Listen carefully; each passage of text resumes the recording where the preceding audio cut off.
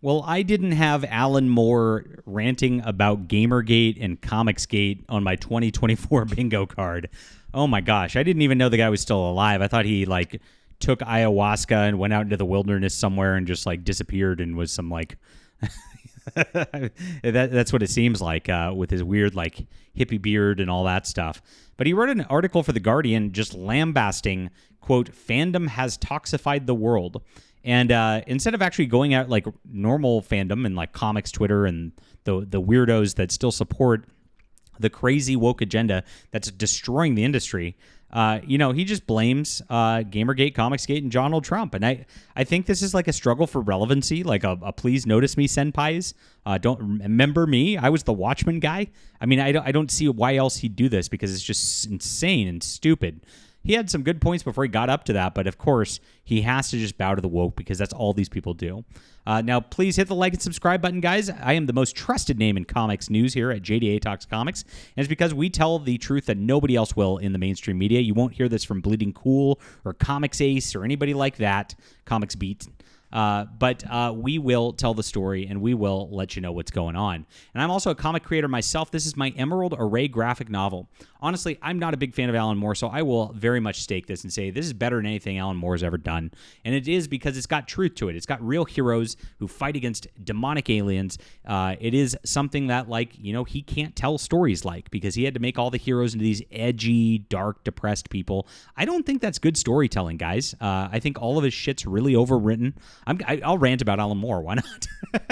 I think all of his stuff, really just lectures readers all the way through it. It's painful to read.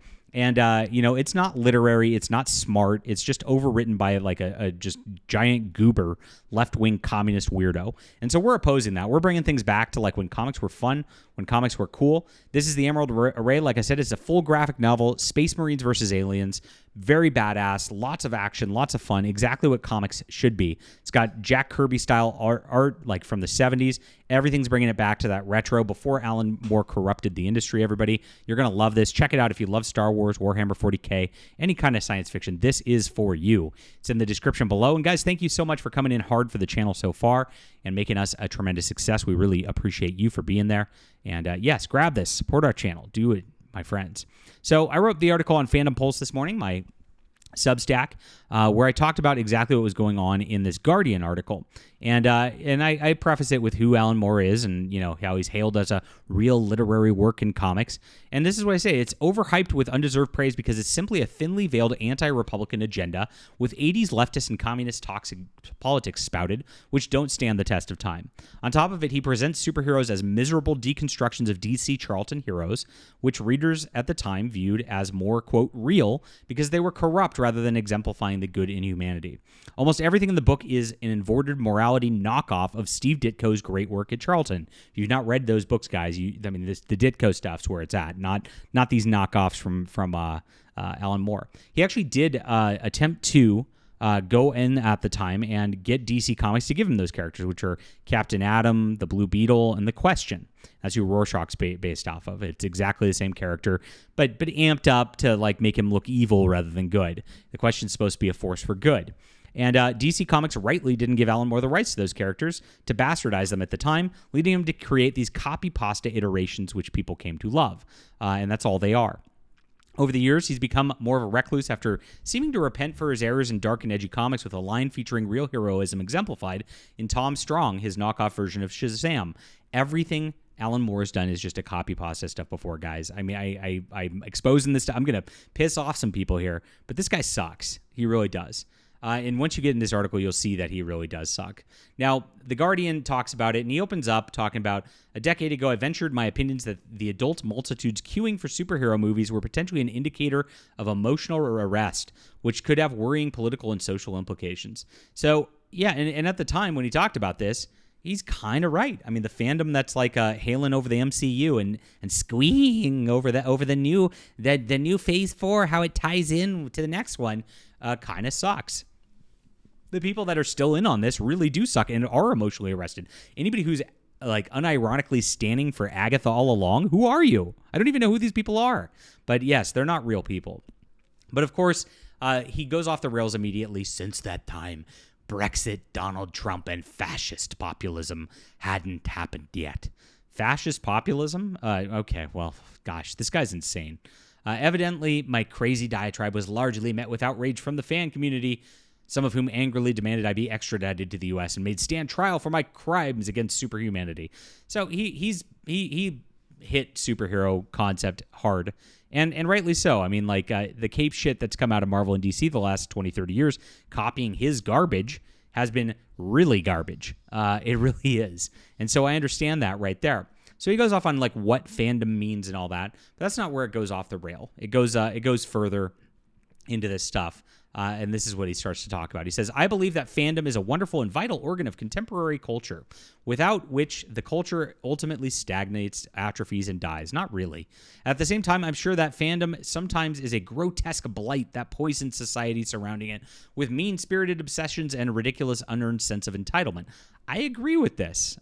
So if he didn't tie this to us, where we're fighting against literally this in the industry, a grotesque blight that poisons the society around it. That is Marvel and DC Comics right now to a T. Mean-spirited obsessions. If you look at the way that these comic creators treat their own fans, you could see this. Ridiculous, unearned sense of entitlement. I mean, who has that more than the people in Marvel and DC Comics who just like go, I work for Marvel and DC, therefore I'm smarter and better than you. You know, it's silly. It's ridiculous. These people don't create anything. They are just making new stories of something somebody else created like 50, 100 years ago. And it's fan fiction. That's all they do. They're glorified fan fiction, and they pretend to be like the best of the best professionals. Yeah, right. The best of the best professionals are the ones who create their own stuff, create their own characters, go out there and do stuff like you're seeing over in Europe, guys. I mean, go look at the comics over there, or what we're doing over here. You know, I mean, everything we do is better than anything Chip Zdarsky or Cy Spurrier or Tom King or Tom Taylor does at Marvel or DC Comics, for sure. I will hold the Immortal Ray up to any of that stuff any day and say we just destroyed them. Absolutely. But this is where he goes crazy again. So he says, our entertainments may be canceled prematurely through adverse fan reactions.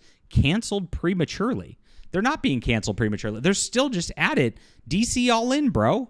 Let's relaunch the X-Men with an all-new number one again. There's no canceled. They're still doing the same tired thing over and over and over again, pretending like they've got some sort of like mandate to do so.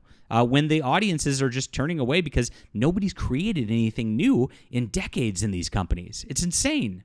Even Absolute Batman, like the stuff that's been done with this has all been done before. It's not like it's a new concept, like making an Elseworlds Batman that's edgier and more badass or whatever. It's just like, okay, let's put Frank Miller's stuff on steroids. That's all it is. It's not that, come on. So here we are. And we may endure largely misogynist crusades. Misogynist crusades. You see this? Oh, you're so stunning and brave, such as Gamergate or Comicsgate. Oh, so there it is. You're a bunch of misogynists, you bastards. You xenophobic, racist, sexist, bigoted, homophobic, transphobic, queerphobics. Yes, he's that good of a writer. And that's why I say this guy's so overrated. This guy has no thoughts of his own. This is garbage. From those who think Gate means conspiracy and Nixon's disgrace was predicated on a plot involving water. So here we are.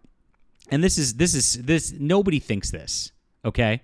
And so he just strawmans everybody intentionally. He calls you stupid as people who are rebelling against the woke identity politics in Marvel and DC Comics. Now, I wrote up what all this was actually about, and so where all this came from.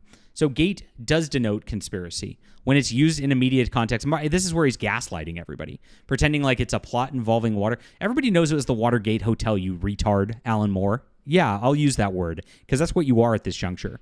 Stop it. This is really ridiculous. And it's insulting. And I hate that these people, he just talked about how, the entitlement, blah, blah, blah, blah. This is how the comic creators in the mainstream industry act. They act like we're dumber than them, like they should be up on some sort of pedestal. And this is, you're just a gamma male has-been hack, Alan Moore. That's all you are. That's what, I'll just call it like it is. And so nobody thought that, and everybody knows what Watergate means. And Gate became denoted as a conspiracy or a scandal. And it's used in a lot of different contexts through the media over the last several decades. It definitely is like something that is a media term. You're not media literate, Alan Moore. Yeah, I'll throw that at you. And so Gamergate, we know what it was. Zoe Quinn came out with this fake video game, which was garbage, called Depression Quest, and then went out there and banged a bunch of dudes who were reviewers at these companies, and then they all gave her like glowing reviews. And then everybody's like, hey, this is kind of weird. All these guys banged her, and yet they gave her glowing reviews, and nobody was commenting that they were banging her. And so, it was about ethics in gaming journalism, and it was a scandal because it blew the doors off of the fact that IGN, Kotaku, and all these stupid companies are all just shills, and none of them are honest about the reviews or anything. Now it's become a joke. Everybody makes a joke out of how IGN just rates any AAA game a 7 out of 10. Now, Comicsgate originated from me, and I was in the media. So this is where it came from. Myself and Megan Fox coined this term and popularized it. And we went out there, and what happened was there was a comic book reviewer who we cover on the channel quite a bit, Diversity in Comics, Richard C. Meyer, who's gone off the rails, and I hope he comes back to sanity after his little weird birthday party clown fetish thing that he keeps doing. He's got a humiliation fetish where he's losing subscribers like crazy. But he was doing good work back in the day, reviewing comics, lambasting the woke crap, showing how it was bad. He was showing, not telling. He was actually showing the panel saying, this is bad because... And he went out there. Well, the comic industry people didn't like his commentary. And so they conspired, several of them in a Facebook group, to get him banned from New York Comic Con in 2017. And I covered it. I found it. I broke that story. I shared it with PJ Media, who also covered it. And it was out there. And we used Comicsgate to talk about the scandal that was involved and the conspiracy that was actually involved in this. Because the mainstream comic professionals were acting like babies, and they were trying to gatekeep everybody out, and they were acting entitled. They were acting like idiotic brats while pushing their stupid, lousy comics and their poor quality on everybody else. And so this is what happened for real. It wasn't us that was toxic. It was them that was toxic, Alan Moore.